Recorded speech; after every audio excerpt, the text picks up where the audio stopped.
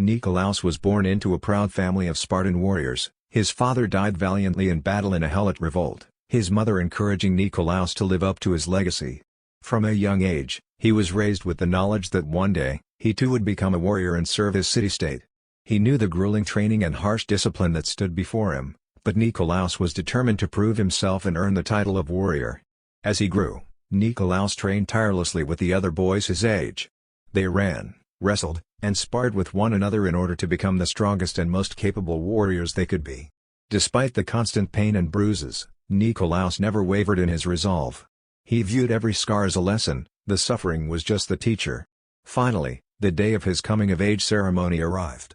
Nikolaos and the other boys were stripped of their clothes and sent into the wilderness with only a spear and a shield.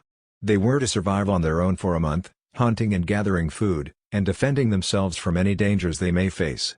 Nikolaos quickly proved himself to be a skilled hunter and a fearless fighter, fashioning a bow and arrows himself. He understood how to trap the wild animals of the Lucanian countryside. Nikolaos found the other boys and worked together with them to overcome the challenges they faced. When the month was up, they returned to Sparta, weary but proud of what they had accomplished. Our Spartan child knew he saved the starving boys of his group, but despite the brutal lessons of the instructors, his mother's lessons and humility rang in his mind. Now, Nikolaos was ready to take his place among the warriors of Sparta.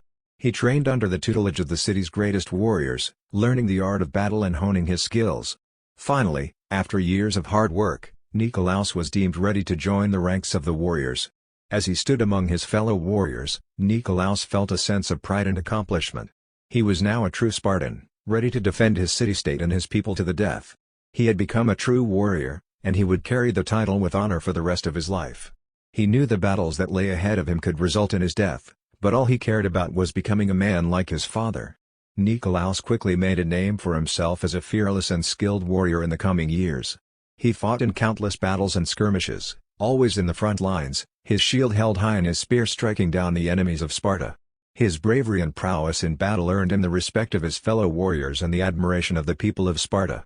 Even the Helots spoke his name with respect. He had proven himself a powerful man and a just one. One day, a great threat to their city-state emerged in the form of a massive invading army, a conglomerate of crushed rivals and former enemies. The Spartans marched out to meet the enemy, with Nikolaos now in a front-line leadership position.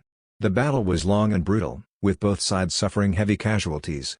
The hoplites in Nikolaos's phalanx held strong, inviting the enemy to crush themselves against their shields for hours. Not a single man in his formation died that day.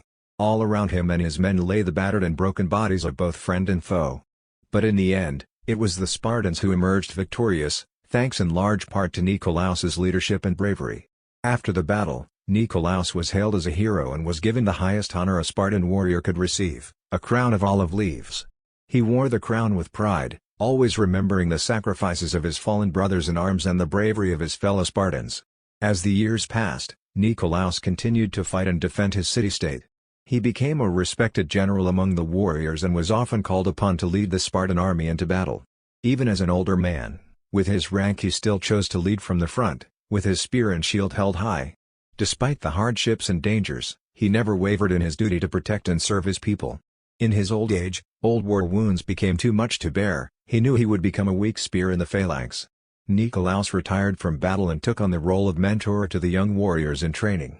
He passed on his knowledge and experience to the next generation, ensuring that the legacy of the Spartan warriors would continue for generations to come. Nikolaos lived a long and fulfilling life, always remembered as one of the greatest warriors of Sparta. His name became a symbol of bravery and honor, inspiring future generations of Spartans to follow in his footsteps and serve their city-state with distinction. He fathered 2 daughters who stayed by his side until the day he passed, holding his hands as he drifted to sleep one final time, gazing at the shield and spear on his wall that he carried for so many years. Upon his death, the kings of Sparta erected a statue of Nikolaos on the common ground between the Spartan and the Helot quarters of the city, so people of every status could admire such a true Spartan.